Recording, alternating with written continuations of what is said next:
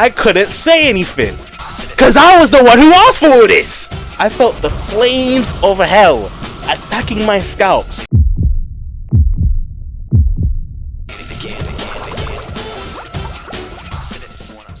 Hair, to most people, acts as a presentation of themselves and their creativity, and is therefore very important. I would say that my hair is really one of my only pros in a very, very long list of cons, but it hasn't always been this way. Now, I am extremely tender-headed, like diabolically so. For those who don't know what being tender-headed means, it's defined on Urban Dictionary as having a sensitive scalp that is easily irritated during hairstyling procedures. Now, this wouldn't be that bad, but I also have insanely tight coils. Like, I've skipped past 4C all the way to 4Z, it's insane. This means that my hair is very difficult to comb and hurts bare when it happens, leaving me with two choices: either cut my hair or grit my teeth and bear it. Little me could not hack it. Even a brush touching my hair would make me cry, so I was forced into the bowski. Damn, I messed up. We gotta go bald, fam. Oh, shit! And it was not pretty. It was a cue ball, clean head, one all over, little bell type cut. It was atrocious. But this wasn't really that deep in primary school. Every black boy usually had the one all over, maybe a sneaky Mohican if they were feeling bad. But that was for the highest PUs, and I wasn't one of them.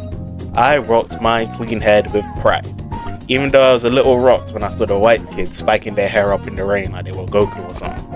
This was until I got a little bit older, around year 6, 5th grade for you Americans. What the fuck is a kilometer? Where I started seeing some more variations.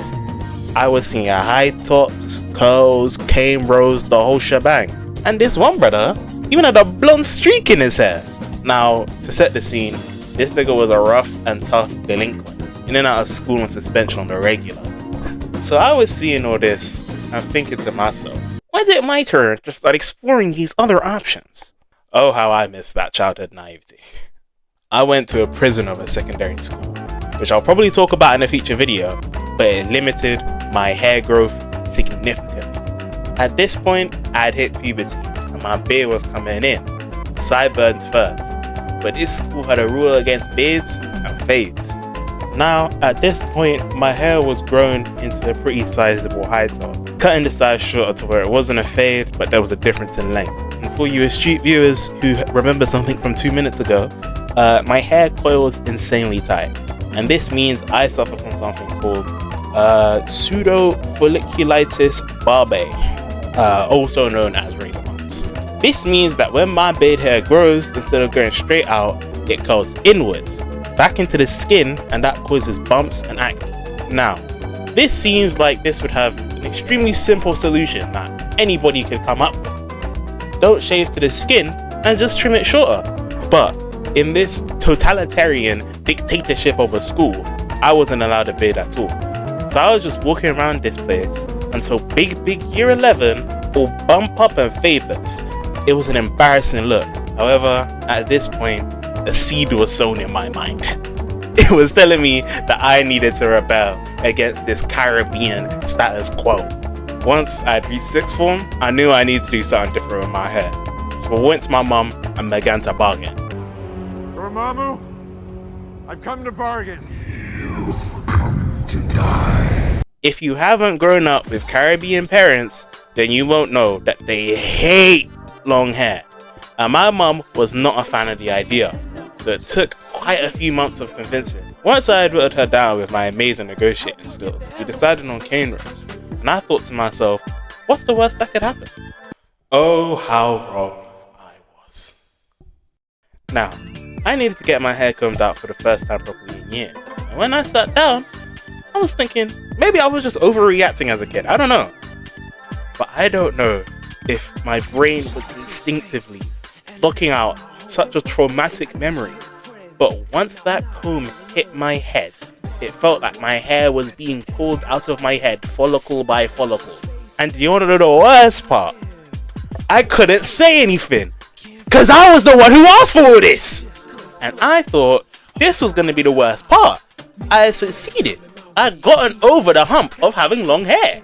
But then I felt her start braiding my hair into the cane rows. And I don't know how to describe the pain other than being scalped. I'll be so dead ass, I don't know.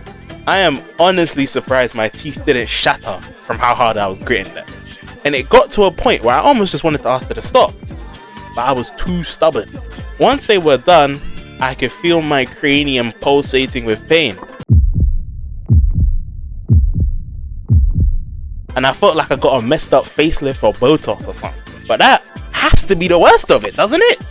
Then, I felt the flames of hell attacking my scalp as the hairdryer got turned on. And I'm sure that if a tear rolled down my cheek, it would have instantly evaporated from the heat. The drying process felt like some sort of CIA torture method. Hey! Who are you people? What do you want from me? We want the numbers, Mason. That's all we've ever wanted. And honestly, that's all they'll need to get the info out of me. One little heat to my scalp, I'm telling you everything.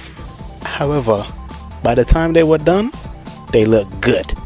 And I kept getting cane rows for a while until I started getting twists. The twists hurt less and they were cool, but they just weren't what I wanted. In the grand scheme of things, I wanted locks.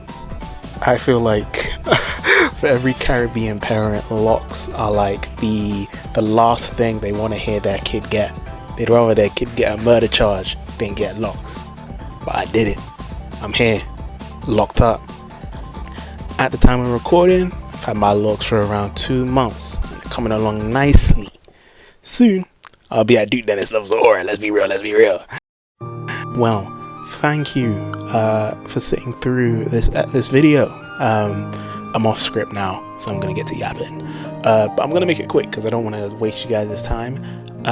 Me and Cam Wills, we host a podcast called the Jafaican Podcast. You've got a backlog of videos you can watch. You know, hit up there. We just talk. If you like my voice, be there. Other than that, like, subscribe, share the videos with your friends if you think it's that funny. If you really love me, and what else? Stay hydrated. Okay, bye.